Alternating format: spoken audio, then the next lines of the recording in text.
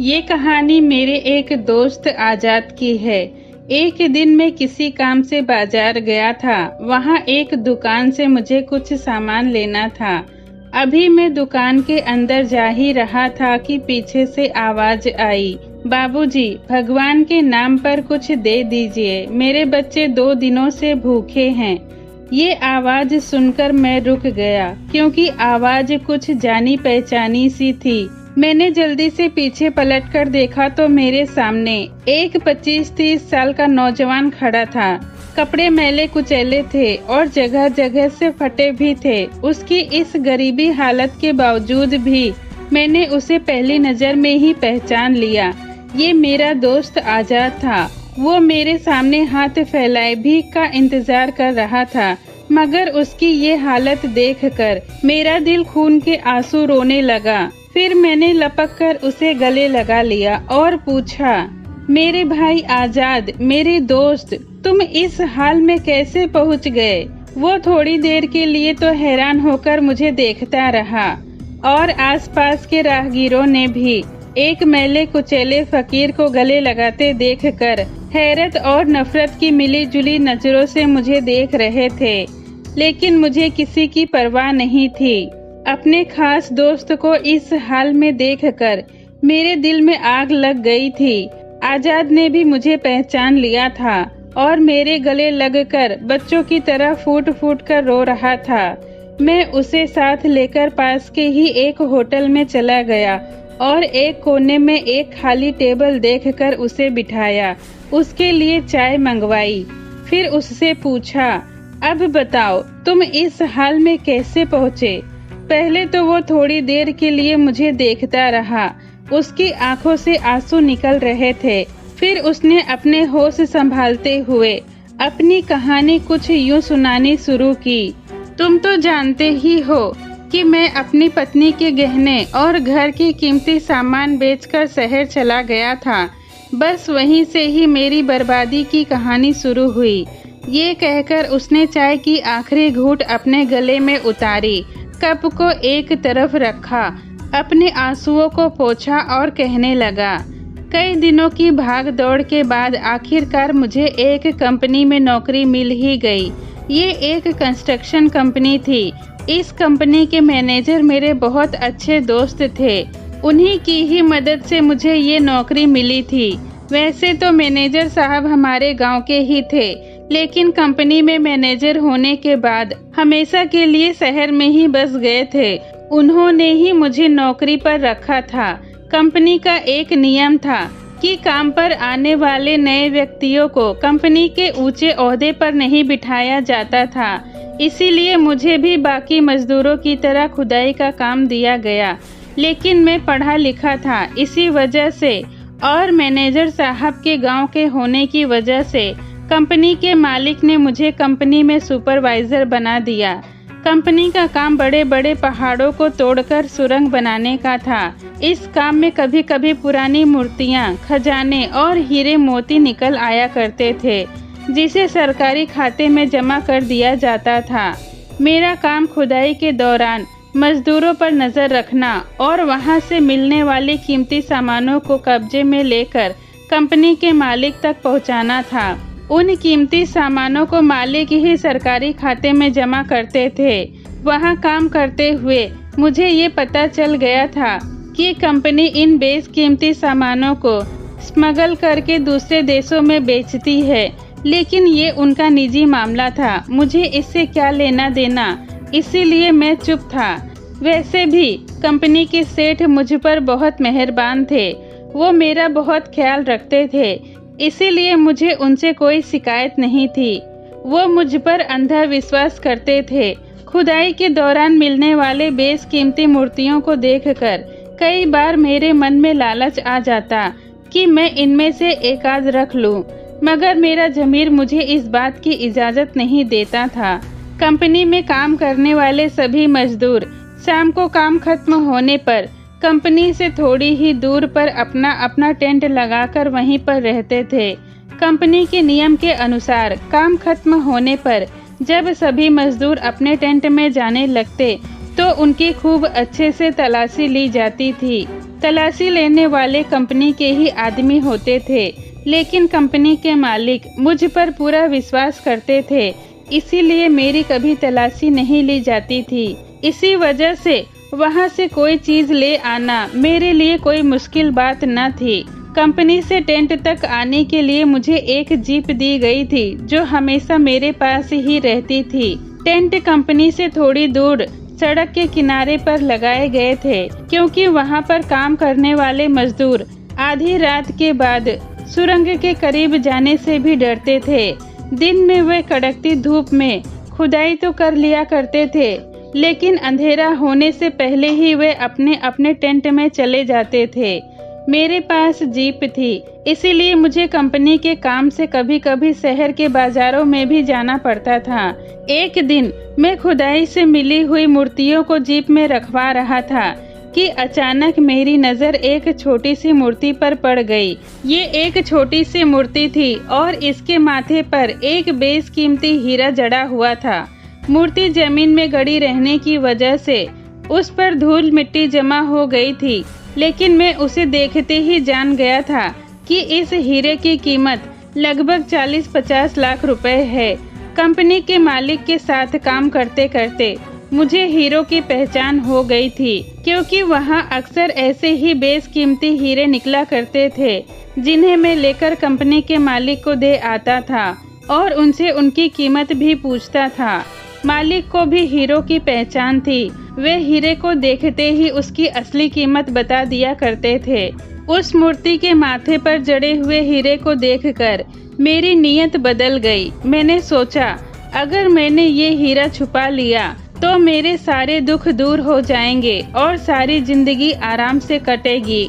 फिर दिमाग में ये ख्याल आया कि अगर मालिक को पता चल गया तो बनी बनाई इज्जत खाक में मिल जाएगी। दिल दिमाग की इस लड़ाई में लालच ने मेरी आंखों पर पट्टी बांध दी और आखिरकार मैंने दिल का कहा मानकर उस मूर्ति को अपनी जेब में छुपा लिया।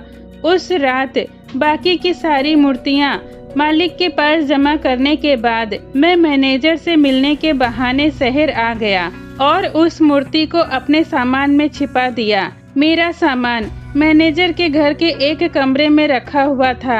ये कमरा मैनेजर साहब ने मुझे रहने के लिए दिया था। जब भी मैं उनसे मिलने आता तो इसी कमरे में सोता था। उस रात मैंने मैनेजर साहब से कहा कि मेरी पत्नी बहुत बीमार है, कई खत आ चुके हैं, आप मालिक से कहकर मुझे 2 हफ्तों की छुट्टी दिलवा दें ताकि मैं अपने गांव जाकर आ सकूं। मैनेजर साहब की इजाज़त के बगैर मैं गांव नहीं जा सकता था, क्योंकि नौकरी पर रखते वक्त हमसे एक पेपर पर ये लिखवा कर ले लिया जाता था कि हम बिना इजाज़त छुट्टी नहीं ले सकते हैं। मुझे मैनेजर साहब की इजाज़त मिल गई और मैं 2 हफ्ते की छुट्टी लेकर गाँव आ गया। मैं उस मूर्ति को अपने सामान के बीच छुपाकर साथ ले आया। मेरे घर पहुंचते ही मेरी पत्नी और बच्चे बहुत खुश हुए। जब वे सो गए तो मैं चुपचाप उस मूर्ति को निकालकर उसे साफ करने लगा। जब मैंने उस मूर्ति को साफ किया तो मुझे पता चला कि ये मूर्ति सोने की है। खुशी के मारे मेरे हाथ पांव कांपने लगे। मैंने बहुत आराम से उस मूर्ति के माथे पर जड़े उस हीरे को अलग किया और एक कपड़े की थैली में लपेटकर उसे अपने पास सुरक्षित रख लिया ताकि सुबह होने पर उन दोनों को बेच सकूं। अगले दिन सुबह होते ही मैं उस हीरे को बेचने के लिए बाजार चला गया और वहां जाकर सबसे बड़े जौहरी के पास गया। उनसे मेरी पुरानी जान पहचान थी। मैंने उनसे कहा कि ये हमारा खानदानी हीरा है। हमारे खानदान में न जाने कितनी पुश्तों से चला आ रहा है, लेकिन अब मैं सोच रहा हूँ कि इसे बेचकर कोई कारोबार कर लूँ। जौहरी ने उस हीरे को बड़े ध्यान से देखा, फिर बोला, मैं तुम्हें इसके 50 लाख रुपए दे सकता हूँ। ये सुनते ही मेरे चेहरे पर खुशी की लहर दौड़ पड़ी और मैंने तुरंत हाँ कर दी। आज मैं बहुत खुश था क्योंकि आज मेरे पास 50 लाख रुपए थे। इतनी खुशी से मैं फूला न समा रहा था। मेरे पांव जमीन पर नहीं पड़ रहे थे। इतनी खुशी तो मुझे जिंदगी में कभी नहीं मिली थी। इतने रुपए पाकर मैंने उस सोने की मूर्ति को बेचने का इरादा छोड़ दिया और उसे सुरक्षित अपने पास रख लिया। उन रुपयों में से मैंने अपना कारोबार शुरू कर दिया। जल्द ही मेरा कारोबार चल पड़ा। इस बीच मुझे पुरानी कंपनी के मालिक और मैनेजर के कई खत आए कि मैं वापस क्यों नहीं आया, लेकिन मैंने उन्हें जवाब देना भी जरूरी नहीं समझा और एक कीमती बंगला खरीदकर उसमें रहने लगा। एक दिन की बात है, मैं घर से तैयार होकर अपने बच्चों को लेकर उन्हें उनके स्कूल में छोड़ा और फिर मैं अपने दफ्तर पहुंचा तो मेरे दफ्तर के बाहर खड़े चपरासी ने मुझसे पूछा, आप कौन हैं और आपको किससे मिलना है। मुझे उसकी बात पर इतना गुस्सा आया कि मुझे सलाम करने और मेरे लिए दरवाजा खोलने के बजाय मुझसे पूछ रहा है कि मैं कौन हूँ, जैसे ये मुझे पहली बार देख रहा हो। मैंने चपरासी को एक जोरदार थप्पड़ मारा और कहा, मेरी बिल्ली मुझी से म्याऊं, तुम अंदर आओ, मैं तुम्हें अभी नौकरी से निकालता हूँ। ये कहकर मैंने गुस्से से दरवाजे पर लात मारी और अंदर चला गया। लेकिन अंदर जाकर अपनी कुर्सी पर बैठे एक व्यक्ति को देखकर मेरे होश उड़ गए, क्योंकि वो हूबहू मेरे जैसा ही था, या फिर ये कह लें कि वो मेरा हमशक्ल था। उसे देखकर मैंने गुस्से में उससे पूछा, तुम कौन हो? वो मुस्कुराता हुआ बोला, मेरा नाम आजाद है, आपको किससे मिलना है? ये सुनते ही मेरे पैरों तले जमीन खिसक गई।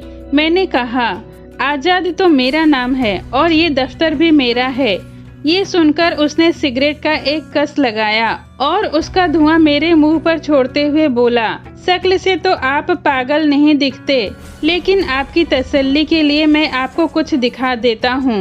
ये कहकर उसने मेज की दराज से एक आईना निकाला और उसे मेरे सामने रख दिया। आईने में अपना चेहरा देखते ही मैं चौंक गया।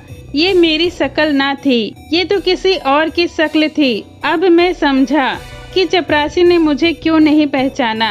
मैं ये सोचकर हैरान था कि अभी थोड़ी देर पहले मैं अपने घर से शीशा देखकर आया था, तब तो मेरी शक्ल ठीक थी।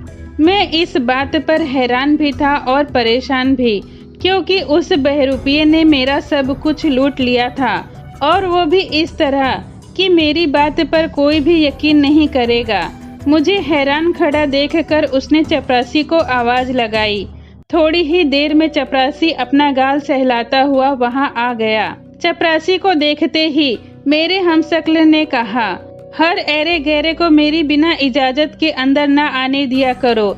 इसे धक्के मारकर यहाँ से निकालो और आइंदा ध्यान रखना, वरना नौकरी से निकाल दूंगा। इससे पहले कि चपरासी अपनी बेइज्जती का बदला लेता, मैं खुद ही वहाँ से निकल आया। अब मैं अपनी गाड़ी की तरफ जाने लगा था कि पुलिस स्टेशन जा सकूं। वहाँ मेरा एक दोस्त इंस्पेक्टर है, मैं उससे मिलकर सलाह मशवरा करना चाहता था। लेकिन जब मैं वहां पहुंचा जहां मैंने अपनी गाड़ी खड़ी की थी, तो देखा कि मेरी गाड़ी गायब है। मैं तुरंत ही टैक्सी लेकर अपने दोस्त के पास पहुंचा और उससे सारी बात बताई, लेकिन उसने भी मेरी बात पर यकीन नहीं किया और बोला, ये कैसे हो सकता है कि तुम्हारी शक्ल बदल गई हो? ऐसी बातें सिर्फ कहानियों में सुनने में अच्छी लगती है, लेकिन असल जिंदगी में ऐसा नहीं होता। तुम मेरे दोस्त आजाद पर इल्जाम लगा रहे हो, वो बहुत ही शरीफ आदमी है। इससे पहले कि मैं तुम्हें गिरफ्तार कर लूं, यहाँ से चले जाओ। ये सुनकर मैं वहाँ से भी उदास होकर लौट आया और अपने बंगले पर गया, तो वहाँ भी मुझे चौकीदार ने पहचानने से इनकार कर दिया। मेरी बहुत मिन्नतें करने के बाद उसने मेरी पत्नी को बुलाया, तो उसने भी मुझे पहचानने से इनकार कर दिया। अब मुझे ऐसा लगने लगा कि शायद मैं पागल हो गया हूँ और अपने आप को आजाद समझ रहा हूँ। फिर मैंने सोचा कि अगर मैं पागल होता तो मुझे कुछ भी याद ना होता। मैं हैरान परेशान सारा दिन सड़कों पर भटकता रहा और फिर थक हार कर रात में एक दुकान की चौखट पर लेट गया। नींद मेरी आंखों से कोसों दूर थी। नींद आती भी कैसे? मैं अंगारों पर जो लेटा था, मेरा सब कुछ लुट गया था। मैं एकदम से अर्श से फर्श पर आ गया था। लेकिन मैं कुछ नहीं कर सकता था। मैं पूरी रात रो रो कर ईश्वर से क्षमा मांगता रहा। सुबह उठा तो पास के ही एक मंदिर में जाकर ईश्वर के सामने अपनी गलतियों के लिए क्षमा मांगी। मंदिर से बाहर आने के बाद मैंने ये फैसला किया कि मैं अपने हमशक्ल की हत्या कर दूंगा। इसके बाद मुझे फांसी हो जाएगी, लेकिन कम से कम मेरी जायदाद मेरी पत्नी और मेरे बच्चों के पास रहेगी। ये सोचकर मैं सुबह सुबह ही अपने बंगले पर जा पहुंचा और चौकीदार से बोला, मुझे आजाद से मिलना है। तो चौकीदार ने हैरानी से मुझे सर से पांव तक देखा। शायद मेरे व्यवहार पर हैरान था, क्योंकि कल तो मैंने उसे गालियां देकर कहा था कि मैं ही आजाद हूँ, लेकिन वो मुंह से कुछ न बोला और मुझे एक कमरे में बिठाकर मेरे हमशक्ल को बताने के लिए चला गया कि आपसे मिलने कोई आया है। थोड़ी ही देर में मेरा हमशक्ल मेरे कपड़े पहने हुए मेरे सामने आकर खड़ा हो गया। उसे अपने कपड़े पहने देखकर मेरा खून खौल उठा। रह रहकर मेरे दिल में यही ख्याल आ रहा था कि अभी इसी वक्त इसका काम तमाम कर दूं, मगर मैं खून की घूंट पीकर रह गया। उसने मुझे तंज भरी नजरों से देखा और बोला, कैसे हो आजाद? उसने जब मुझे आजाद कहा तो मैंने उससे पूछा, तुम ये बात मानते हो कि तुम आजाद नहीं हो? तब उसने कहा, ये तो तुम भी अच्छी तरह से जानते हो कि मैं आजाद नहीं हूँ, लेकिन फिर भी तुम मेरा कुछ नहीं बिगाड़ सकते। मैंने गुस्से में कहा, मेरी जायदाद पर कब्जा करने वाले तुम होते कौन हो? वो बोला, मैंने तुम्हारी नहीं बल्कि अपनी जायदाद पर कब्जा किया है। हाँ, ये बात और है कि मुनाफे में मुझे तुम्हारी खूबसूरत पत्नी भी मिल गई है। उसकी इस बात पर मुझे और भी गुस्सा आ गया। मैंने उससे कहा, मरने से पहले मुझे ये तो बता दो कि तुम्हारी लाश को कहाँ भेजना है। वो बड़े ही आराम से सोफे पर बैठते हुए बोला, जो भौंकते हैं वो काटते नहीं। तुम मुझे क्या मारोगे? मैं जब चाहूँ तुम्हें चींटी की तरह मसल कर रख सकता हूँ। उसकी इस बात पर मेरा पारा और भी चढ़ गया। मैंने गुस्से में आकर उसे एक थप्पड़ जड़ दिया, मगर मेरा हाथ झंझना उठा। मुझे ऐसा लगा जैसे मैंने किसी पत्थर को थप्पड़ मारा हो। दर्द से मेरा बुरा हाल हो गया, लेकिन वो अपनी जगह आराम से बैठा रहा। उसने गुस्से से मेरी तरफ देखते हुए कहा, मैंने सोचा था कि मैं तुम्हारी जान नहीं लूंगा, लेकिन तुम्हारी इस बदतमीजी ने मेरा इरादा बदल दिया है। अब मेरी बात ध्यान से सुनो। मैं तुम्हें कुत्ते की तरह तड़पा तड़पा कर मारूंगा। तुम मुझसे जिंदगी की भीख मांगोगे, लेकिन मैं तुम्हें भयानक मौत दूंगा। लेकिन तुम्हें मारने से पहले मैं तुम्हें ये जरूर बताऊंगा कि मैं कौन हूँ, ताकि तुम्हारी आत्मा को शांति मिल सके। ये कहकर उसने मुझे बैठने का इशारा किया और खुद सिगरेट पीने लगा। मैं गुस्से से भरा अपने हाथों को मसलते हुए सोफे पर बैठ गया, ताकि उसकी असलियत का पता चल सके। फिर उसकी कत्ल करने की कोई तरकीब सोचूंगा। वैसे भी मुझे अंदाजा हो गया था कि बिना किसी हथियार के इसे मारना मेरे बस के बाहर है। उसने सिगरेट का एक लंबा कस लिया और कहने लगा, मेरा नाम नील राज है। मैं वही सोने की मूर्ति हूँ जिसे तुम चुरा लाए थे। मैं ही उस हीरे का मालिक हूँ जिसे तुमने बेचकर ये सब कुछ हासिल किया है। इसीलिए इस जमीन जायदाद पर मेरा हक है। उसकी ये बात सुनकर मैं हैरान परेशान हो गया। मैंने उससे पूछा, ये कैसे हो सकता है कि कोई सोने की मूर्ति इंसान बन जाए? उसने मुझसे कहा, पहले मेरी पूरी बात सुन लो, फिर कोई सवाल करना। ये कहकर फिर उसने अपनी कहानी सुनाते हुए बोला, जैसा कि मैंने तुम्हें पहले बताया कि मेरा नाम नील राज है। मैं काठियावाड़ राज्य में जादूगर था। जिस पहाड़ की तुम खुदाई कर रहे थे वो उसी राज्य के मलबे से बना है। मैं वहाँ के राज दरबार में जादूगरी का खेल दिखाता था। खेल दिखाते दिखाते मेरी नजर राजकुमारी चंद्रप्रभा पर पड़ गई और उसे देखते ही मुझे उससे प्रेम हो गया। वो भी मुझे चाहती थी। एक दिन राजा को इस बारे में पता चल गया। उसने गुस्से में आकर मेरा कत्ल करने का इरादा बना लिया, लेकिन उसे ये बात अच्छे से पता थी कि मुझ पर किसी भी हथियार का असर नहीं होता, इसीलिए मेरी हत्या करना नामुमकिन है। ये सोचकर वो खामोश रहा, लेकिन दिल ही दिल में मुझे मारने की तरकीबें सोचता रहा। राजा ने राजकुमारी चंद्रप्रभा को मुझसे दूर रहने के लिए कहा, लेकिन चंद्रप्रभा ने इनकार करते हुए कहा कि मैं नीलराज से प्रेम करती हूँ और शादी भी उसी से ही करूँगी, नहीं तो अपनी जान दे दूंगी। ये सुनकर राजा चंद्रप्रभा से बहुत नाराज हुए। उन्हें अपनी झूठी शान प्यारी थी, इसीलिए उन्होंने हम दोनों को मरवा देने की साजिश की। इस साजिश के तहत एक दिन राजा मेरे काम से बहुत खुश हुए और कहने लगे कि मांगो, क्या मांगते हो। मैंने कहा, महाराज, पहले आप वचन दें कि मैं जो कहूँगा वो मुझे आप देंगे। राजा ने कहा, मैं तुम्हें वचन देता हूँ कि तुम जो मांगोगे मैं उसे दे दूंगा। मैंने फिर राजा से राजकुमारी चंद्रप्रभा का हाथ मांग लिया। ये सुनकर वह गुस्से से आग बबूला हो गए, लेकिन भरे दरबार में वो मुझे वचन दे चुके थे, इसीलिए मजबूर होकर उन्होंने मुझसे कहा, मैं अपने वचन के मुताबिक राजकुमारी चंद्रप्रभा तुम्हें देता हूँ।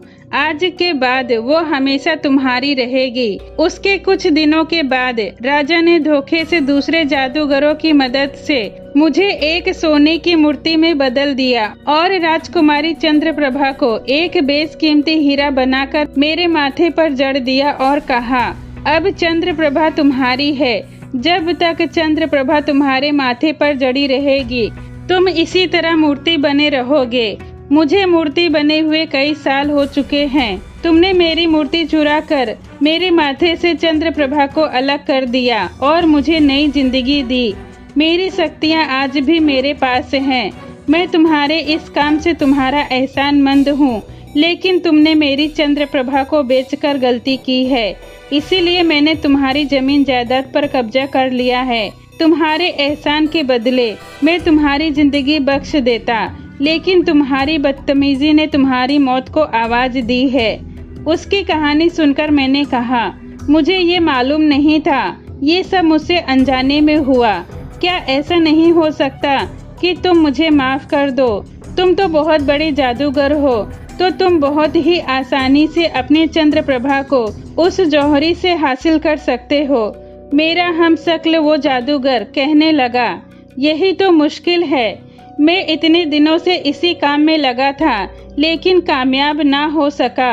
उस जौहरी ने जिस तिजोरी में वो हीरा रखा है, उसी तिजोरी में भगवान की एक छोटी सी मूर्ति भी है, जिस वजह से मेरा जादू उस तिजोरी पर काम नहीं कर रहा है। ये सुनकर मुझे एहसास हुआ कि भगवान में कितनी ताकत है। जब से मैं दौलतमंद हुआ था, तब से मैंने पूजा पाठ करना बंद कर दिया था। दौलत के नशे में चूर होकर कभी भगवान की तरफ देखा नहीं। जब मेरी पत्नी पूजा करती थी, तब मैं उसे तंज कसता था, उसे डकियानुसी और पुराने ख्यालों वाली औरत कहकर बुलाता था। मगर मेरी आज आंखें खुल गई थी। मुझे पता चल गया था कि भगवान की एक छोटी सी मूर्ति पर भी नीलराज जैसे जादूगर का जादू भी बेअसर है। ये ख्याल आते ही मैं वहाँ से उठा और बेतहाशा भागते हुए वहाँ पहुँचा जहाँ मेरी पत्नी पूजा करती थी। नीलराज भी मेरे पीछे दौड़ रहा था, लेकिन अब तक देर हो चुकी थी। मैं पूजा वाले कमरे में आते ही भगवान की मूर्ति से लिपट गया और जोर जोर से मंत्र का जाप करने लगा। मेरे ऐसा करते ही नीलराज गायब हो गया। मंत्रों का उच्चारण सुनकर मेरी पत्नी मुझसे कहने लगी, क्या बात है आजाद, नास्तिक से आस्तिक होने का इरादा है? उसकी इस बात में छुपे तंज को मैं महसूस कर चुका था।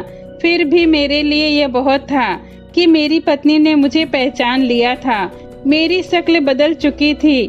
फिर मैं नीलराज को पूरे घर में ढूंढा, लेकिन उसका पता नहीं चला।